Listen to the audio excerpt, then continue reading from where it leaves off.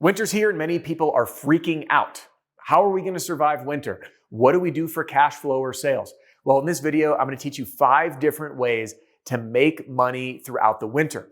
I'm going to be balancing 2 things. One is now money, things that you can start doing through the winter to generate money today. And other is later money, leveraging this time and opportunities to, again, fill your pipeline and set you up for success in that season. Now, it's important to balance both because if you're in the northern markets and you deal with this level of seasonality, which I recognize is not all markets. So if you're down in like Texas or Florida and you're selling year round, you have a lot of folks who are very jealous of you because the folks in the northern markets, whether it's Minnesota, Wisconsin, Indiana, Ohio, Pennsylvania, Connecticut, Delaware, all these folks that we're serving people as we speak inside RSRA are going through the winter woes and people are panicking.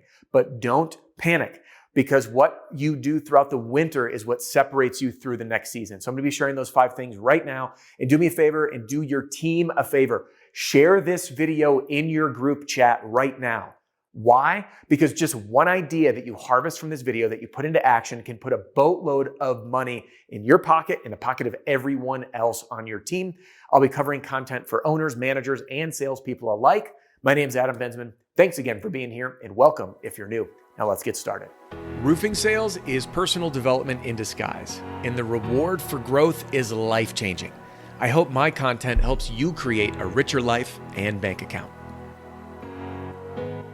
All right, first thing on the list is a later money opportunity. Now, don't worry, I'll be getting to the now money things shortly, which is why you're going to want to watch this video all the way through. But for later money, the number one thing that so many people overlook is planning and optimizing, okay? Planning and optimizing. This involves revisiting the last year and identifying what worked, what didn't, and what are our big opportunities moving forward. Now, for many of us, especially towards the end of the season, we burned the candle at both ends and we're feeling burned out. So many people have this desire to just like kick back, relax, and just like let winter go by and coast. And I will tell you, coasters don't get ahead. Use this time to be your own coach. If you're a salesperson or an owner manager, the process is identical. The only thing that changes is whether you do it individually or as a team. Here's how it works. You want to look back at your last year and say, what did I do well? Now, why do we start there? Because so many entrepreneurs and salespeople that have the entrepreneurial bug, we get focused on what we can do new later. Shiny object syndrome, right? But the easiest way to experience even more success is to double down on what's working. So for that reason, we reflect on what you did really well so you can do even more of it. Exhaust the list, okay? When you think it's done, spend more time thinking. Then move on to what you can do better next time. In that list, highlight the opportunities for improvement, whether it's sales process, hiring, recruiting, cash flow, upselling jobs, your marketing, all of that. Document everything that you could be doing better. Now, once you compare those, you can then go to the plan. In the plan, you want to ask yourself, what is the biggest opportunity for me to go from where I am today to where I want to be by this time next year to achieve your goal? And my guess is that big opportunity is likely 1, maybe 2 things.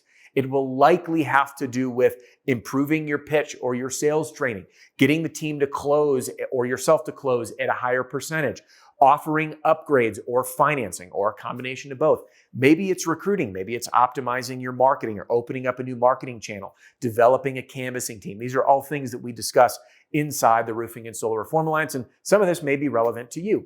So creating that plan to optimize, using this time when other people are kicking back, will put you in a position to spend the rest of the winter getting all of your ducks in a row, which we'll talk more about in a little bit, and putting you in a place to absolutely crush it in the next year. So just because it might be slow, don't panic. Use this time to, again, accelerate your growth when the time comes and the season kicks off here in the spring.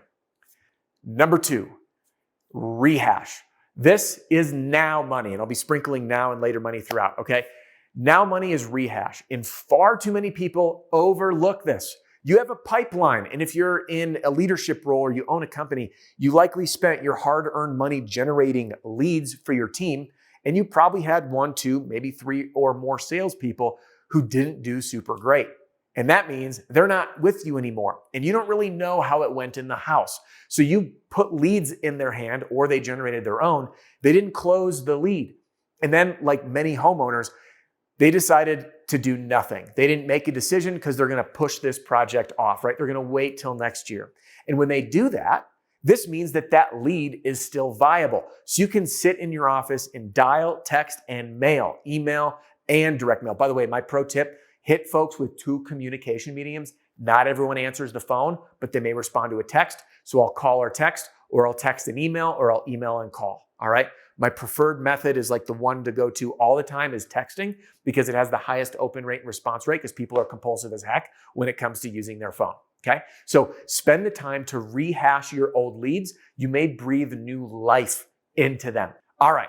Tip number 3. This is later money. And that, my friend, is training. Whether it's you, an individual sales rep, or you, an owner or manager of a company, training time in the winter is vital.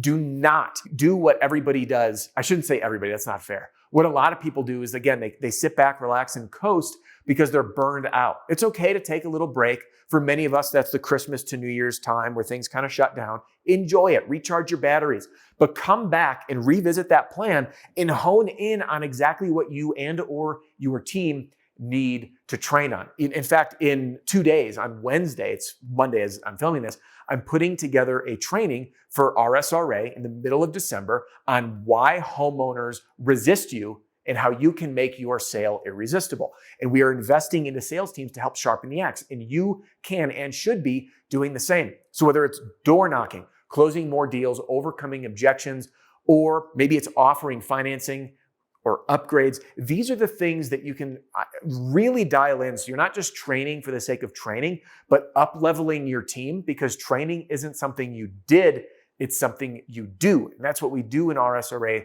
to work together in the trenches to share our winning secrets, to help each other dominate today's fast-changing and uncertain times.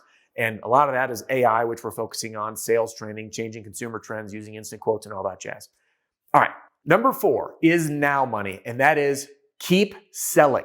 Now, before you resist me, just please hear me out. For many people, we come up with these excuses. Excuse number 1, I can't keep selling because it's cold out.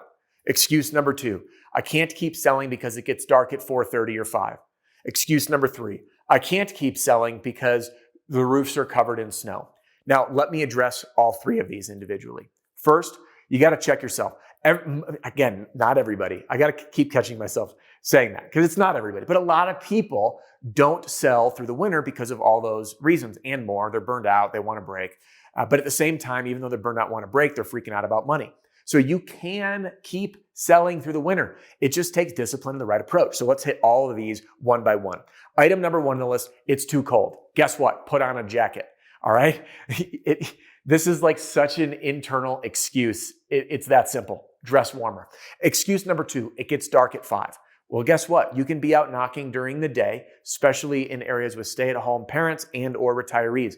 But at night, you can keep knocking. Have fun with it. Wear a hat with like Christmas lights or a necklace with Christmas lights. Carry a flashlight. There are a lot of folks in RSRA that have shared that they continually knock through the dark, and there's no competition doing it. And you can even open it up smiling and energized, like, you might be wondering why I'm showing up at your house at night, don't worry, and then go into your pitch because you're addressing the elephant in the room. And then number 3, I can't keep selling because there's snow on the roofs. Listen, all you got to do is build urgency, and it's legitimate urgency. Mr. Homeowner, I realize that your roof is covered in snow. Today's not the day, but soon it will be. Whether we have a warm spell here in the winter or in the early spring, what ends up happening is all the folks that put off getting their roof done through this last season, they're in line to get done now. And then we add in all the people that had problems and leaks because of ice dams. And you know what? They want to get their roof done immediately when the weather's nice. So we build out a backlog. So the reason I'm here today is to make sure that we get you taken care of before it's too late. Now, you can again convert into the inspection to get permission for the inspection, or if you're selling retail, to do the estimate, and then say, hey, do I have your permission to come back and hop on your roof and do an inspection even if you're not home? We just have limited windows of daylight in warm weather. So of course, I'll knock on your door to make sure, but that'll keep the process going. I'll keep communication up every step of the way. All right. So again, in doing so, you can continually sell, because I know like in Colorado, for example, we'll have days in January where it's 50 or 60 degrees and the roofs melt off. So you can keep selling and sometimes even installing, especially if you're doing siding, windows, gutters, or things like that. And again, weather permitting, you may be able to get in some roof installs. Pro tip, set a time to come back in the spring to do a final inspection, making sure everything seals down, that is. All right, and that brings us to number 5. And this is Christmas tree lights, specifically the new trend in permanent Christmas tree lights. Now, I talked to a gentleman recently. He actually runs a pressure washing company, and he's in the northern market. And he, this year, which is his second year doing it, will do $500,000 just in permanent Christmas light installation. So these types of things, and although you think it may be late, it isn't. In fact, I just made a post moments ago inside the Roofing and Solar Reform Alliance community offering to folks, say, hey, I know that we may be late to the Christmas party, but there are people that need to remove their lights. And what a better time to run a promotion to say, hey, start now and get permanent Christmas lights. We'll remove your lights for you at no additional cost, and you'll never have to step foot on a ladder again.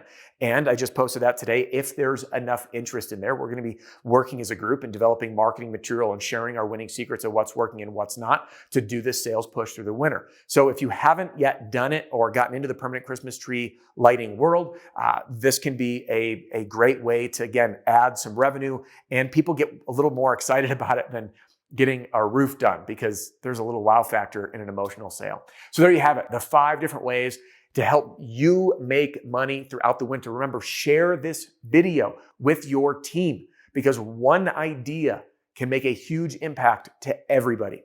Thanks for joining me here. And if you want to stick with me, I want you to jump into this very next video and see exactly what I said last year about how to make money throughout the winter. I'll be seeing you soon.